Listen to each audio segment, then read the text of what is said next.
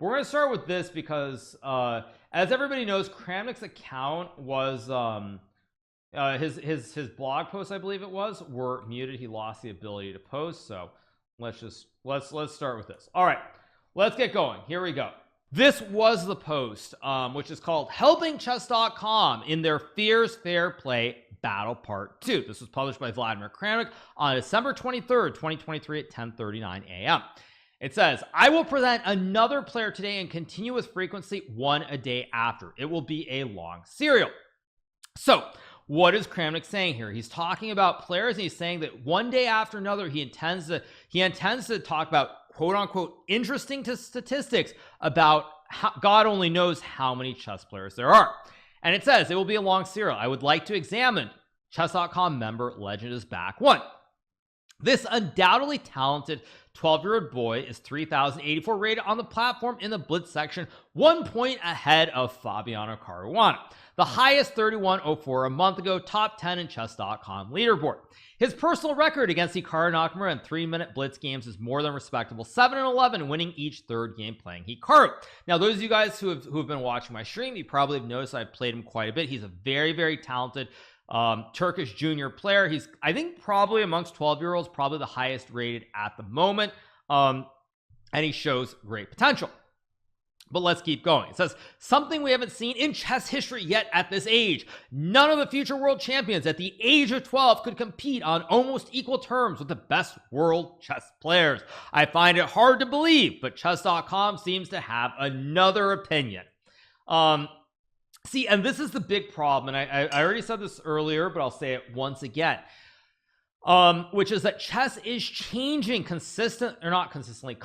Chess is changing. The technology, the resources that are available are becoming more and more for all the kids around the world, and they are getting better and better at younger ages.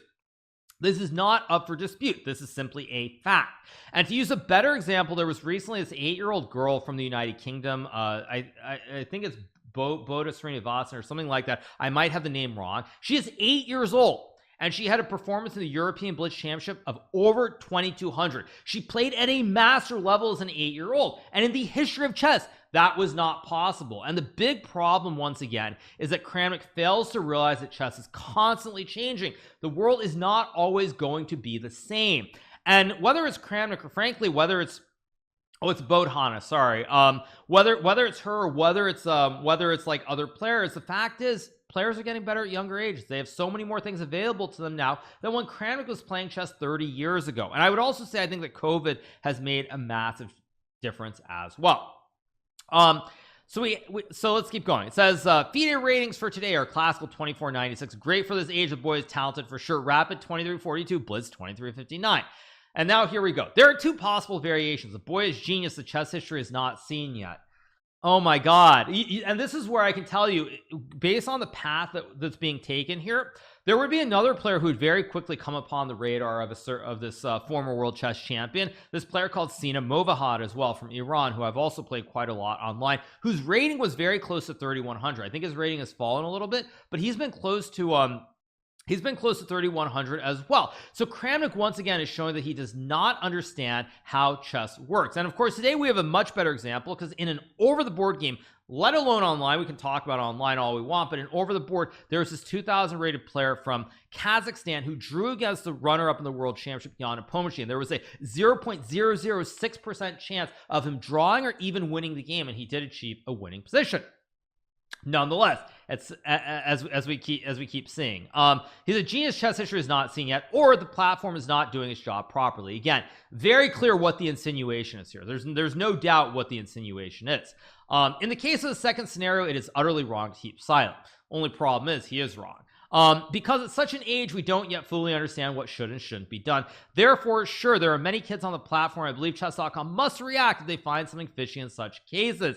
To explain to the very talented, promising young men and other kids here what should be the standards for online play for years of hopefully a great career ahead. Hope everyone understands my concern. Chess.com will react to this examination request because it is very important in general. It is not everything about profit. Now, this is where I will wholeheartedly disagree. I've played him online. His results and stitches were very good. Those were over-the-board games that he played. And Kramnik is just wrong here. And this is where we lead into the next part, which is this tweet, which I will now show, which is a statement from chess.com, because they did actually mute Kramnik's blog. So after Kramnik published this post, chess.com muted his blog, and we'll read through this as well, which is: GM Vladimir Kramnik is one of the greatest chess players of all time, and we have enormous respect for him as a chess player. We met with GM Kramnik numerous times to discuss his fair play concerns, and we established direct communication between him and our fair play team to provide an appropriate and expedient venue for discussion. Okay, so what chess.com is saying here is they're saying that they have had direct communication. There's been direct communication between Kramnik and the fair play team. So on top of this, they've actually, it sounds like, listened to some of his complaints or his concerns, and they've actually tried to have a discussion with him. Our team carefully investigated many dozen of players about which GM Kramnik raised suspicions. In the vast majority of cases, we found his accusations baseless. Unfortunately, GM Kramnik has continued to take his accusations public using his profile and blog on chess.com. This not only violates chess.com's terms of service, but also FIDE's code of conduct. GM Kramnik's escalating attacks on some of the most respected members of the chess community and some of its most promising young talents can no longer be ignored. Consequently, we have now closed GM Kramnik's blog and muted his account. We have always and will always welcome thoughtful criticism and discussion, such as we have had with many top players for years around the very real challenge of cheating in chess. GM Kramnik can still reach out to us privately through email or other communication platforms to discuss his suspicions and concerns. So this is a very fair take, I think, what chess.com publishes here. I mean, Kramnik should not be allowed to basically harass kids who are underage to begin with, let alone anyone on the platform. And it makes sense that chess.com is unwilling to put up with this anymore. But then we, of course, have the great response from Kramnik here, which says, "Dear chess fans, in full accordance with my expectation, the chess.com platform took another step in trying to shut me up and unreasonably block my blog on their platform and the right to comment publicly on anything there." Well, I mean, the simple answer is that no. The fact is he is essentially going after a kid who has no recourse. They have no way of responding. And as a former world champion, you have to understand your platform. And the fact is, you cannot go after kids. You cannot do that, period. I mean, I'm pretty confident they already violated the TOS anyway before this, but nonetheless, you cannot do this. And the fact that he doesn't understand this, it sounds very much to me like we live in a world where, let me give you an example. Let's just say, you know, once a day for 100 days, Kramnik lists some name of quote unquote interesting statistics or however you want to phrase it. If he does that for 100 people, and let's just say 98 of those people are completely clean and aren't cheating, for example, and 2 of them are. Does that do the ends justify the means? And I would argue they do not, because if you're going after all these kids, you're potentially ruining their careers and they have no way of responding. So I don't think so. And I think this just shows how out of touch he is with reality. It really does. And also to think that chess.com is not looking at these accounts, you really think that, like, when a 12-year-old has a great performance like him or Sina Movahad or others, that chess.com isn't looking? Of course they're looking at the games. Obviously they are. And it seems to me that Kramnik just very clearly thinks that chess.com literally isn't looking at anybody.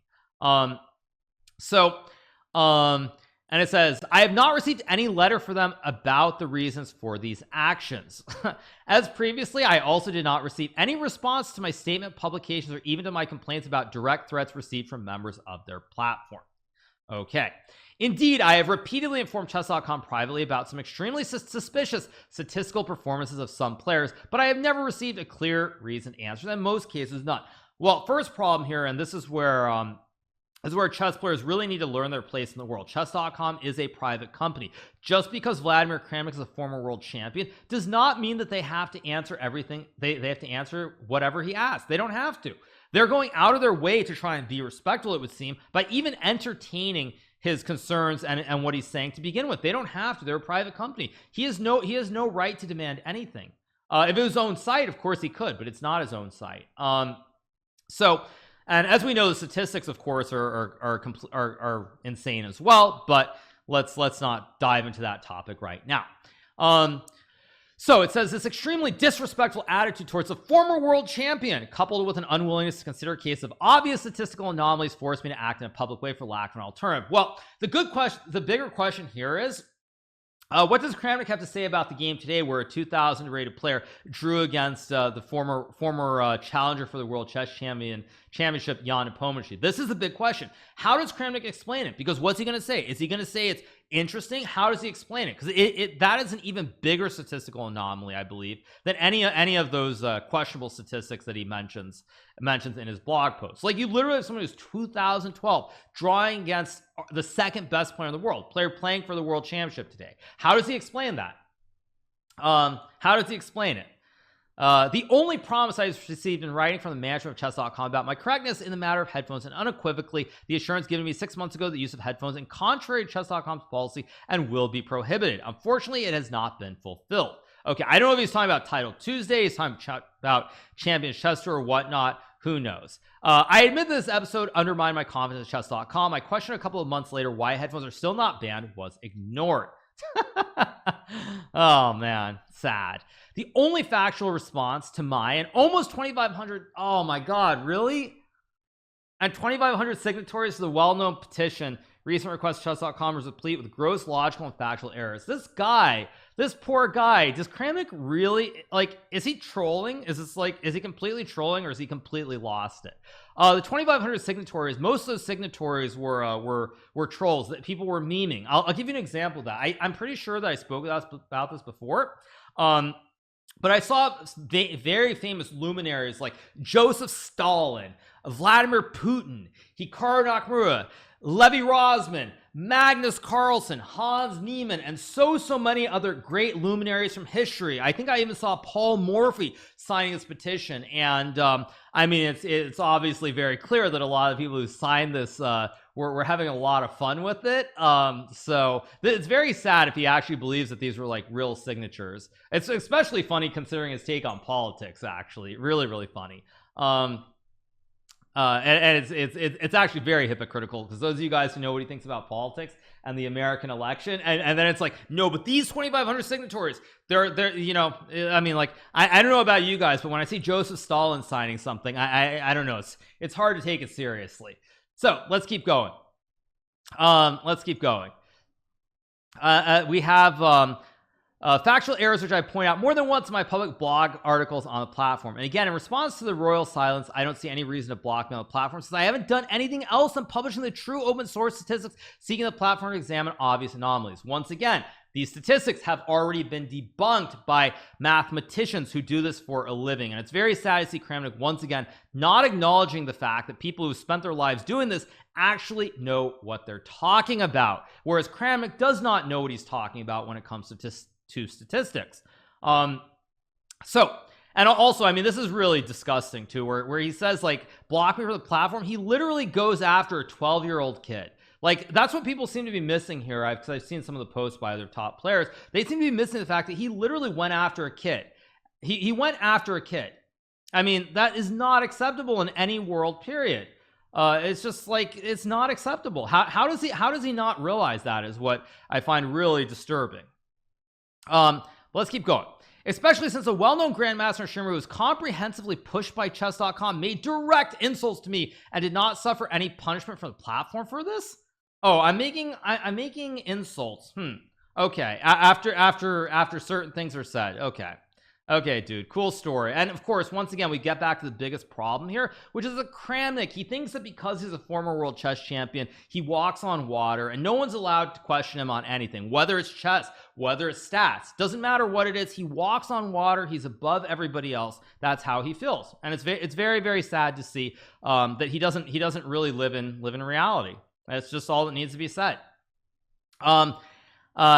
And it says, as well as many other members of chess.com who allowed direct insults to my address. I mean, the problem is here, he's not the victim. He's the one going after people. That's the thing. Like, he's trying to play it off like he's the victim here, and he's the one who's going after people. Whether it's me, whether it's a 12-year-old Turkish kid, doesn't matter. He's the one going after everyone. He thinks just because he was a former world champion, he's allowed to do it, and nobody can question him because he knows better than everybody else.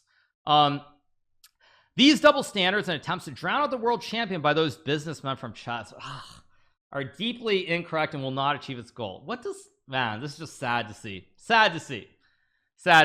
I'm going to open a Facebook account, which I'll report in the next couple of days, when I'll continue to tell the truth and publish statistics chess.com try to ignore, no matter how hard they try to stop people from knowing it. Vladimir Kramnik. Yeah, I mean, it's like, you know, it's funny up to a point, but it is really sad to see that he simply does not understand reality. I mean, it doesn't matter whether it's statistics, whether it's like the modern era of chess, all these different things. It's really just very, it's very sad to see. It is. There's not even anything I can really say other than that, because he's completely wrong. We all know he's completely wrong about both myself as well as this Turkish kid. And the fact that he tends to keep posting probably once a day about other players, I mean, it's just it's unacceptable. And I would really hope that I would hope that FIDE has something to say about it as well, or people around him have something to say, because it's not acceptable.